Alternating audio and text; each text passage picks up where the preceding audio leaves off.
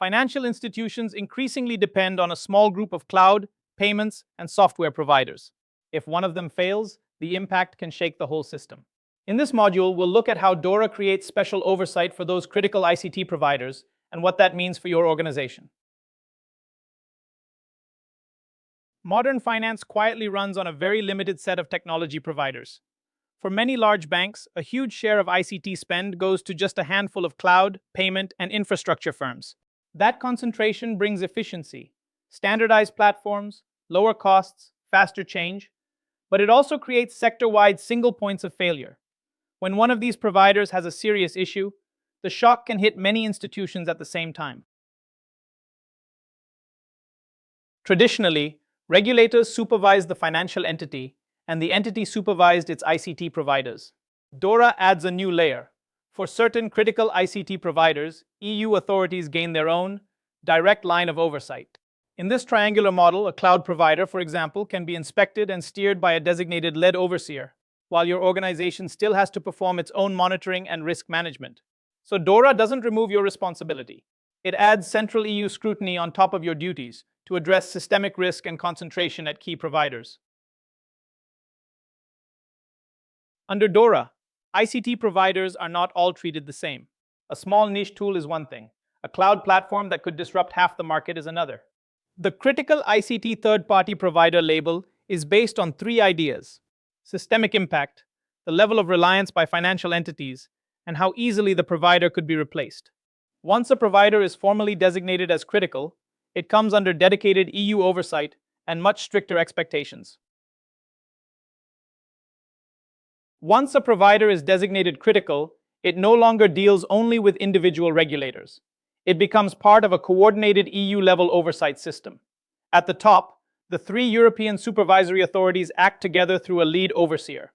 This lead overseer plans and directs deep-dive assessments of a critical provider's resilience.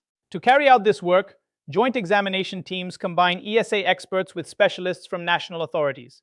They perform on-site inspections, review controls, and test how the provider would withstand major disruptions. Their findings don't replace your own vendor oversight, but they can trigger remediation actions that you must track and align with your contracts and risk posture. In this system, the lead overseer is not just a coordinator, it has real enforcement powers. It can require detailed information from critical ICT providers, including contracts, technical documentation, risk assessments, and internal policies. That means your own documentation and vendor files must be complete, consistent, and up to date. It can also launch inspections and on-site reviews, with findings that often translate into remediation tasks for you as a client. And if a provider persistently fails to comply, the lead overseer can impose recurring financial penalties, potentially up to 1% of average daily worldwide turnover. ICT providers do not become critical under DORA overnight. Each year, authorities first collect data from financial entities on which providers support critical or important functions. They then assess these providers against harmonized criticality criteria, such as scale, substitutability, and systemic impact. If a provider meets the threshold, it is formally designated, notified, and added to the EU list of critical ICT third-party providers. There is also an opt-in route, where providers can voluntarily apply to be assessed, for example, to gain regulatory clarity or signal trustworthiness to the market. DORA then introduces what we'll call the no absolution rule. Even if your critical ICT provider is heavily regulated, you, as the financial entity, remain fully responsible for compliance and resilience. Oversight of a cloud provider or payment processor does not transfer your liability to EU supervisors. In practice, that means strong contracts, active oversight, and robust internal controls are non-negotiable. You can outsource services, but you cannot outsource accountability. The framework creates a triangular information flow between three players. First, the lead overseer focuses on the critical ICT provider. It collects data, performs inspections, and issues recommendations based on systemic risks it sees across all client institutions. Second, national competent authorities supervise individual financial entities.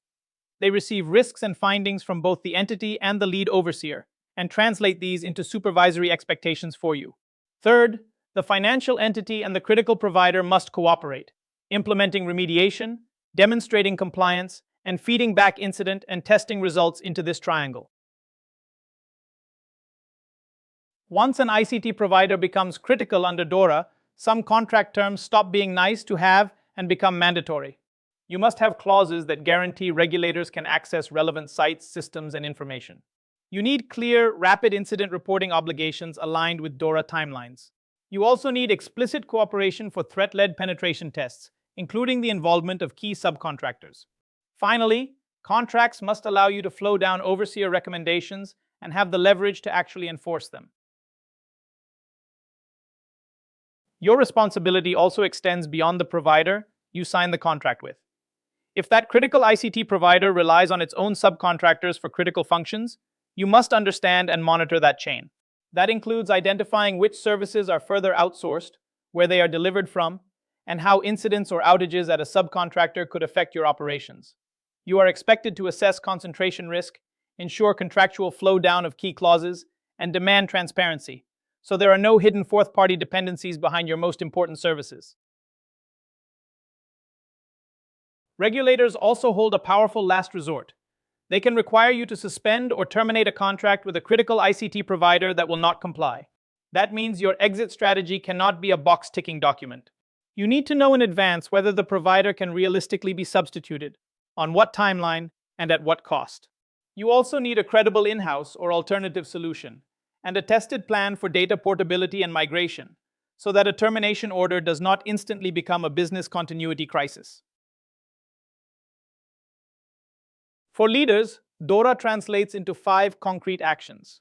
First, map your dependencies. Who are your critical ICT providers, and how concentrated are they? Second, make sure contracts give you real oversight, audit, and exit rights.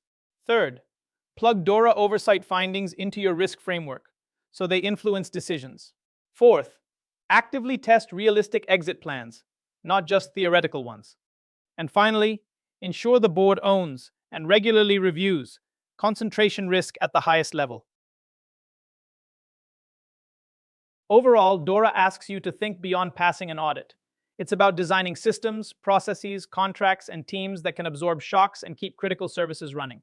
Your governance, testing, incident handling, and third-party controls all need to work together. When you treat DORA as a shared responsibility across the ecosystem, it becomes a strategic advantage, not just a regulatory obligation. Before you move on, take a moment to mentally recap the key ideas that stood out for you. Note anything that feels unclear or tricky to apply in your environment. In the next module, we'll focus on information sharing and how it strengthens DORA implementation.